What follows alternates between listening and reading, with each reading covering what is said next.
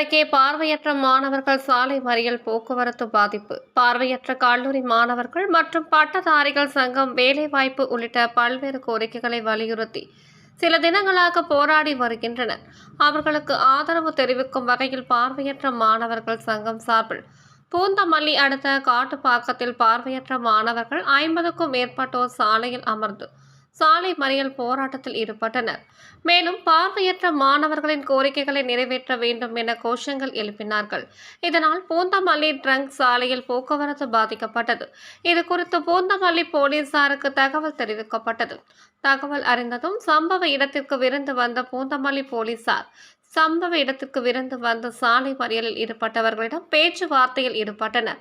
அவர்கள் கலந்து செல்ல மறுத்ததால் சாலை மறியலில் ஈடுபட்ட பார்வையற்ற மாணவர்களை போலீசார் அங்கிருந்து அப்புறப்படுத்தி அருகில் உள்ள தனியார் திருமண மண்டபத்தில் தங்க வைக்கப்பட்டுள்ளனர்.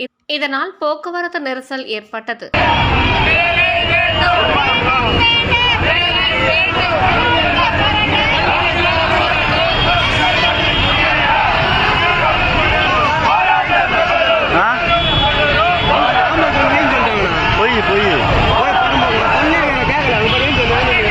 ஆம்புலன்ஸ் இல்லை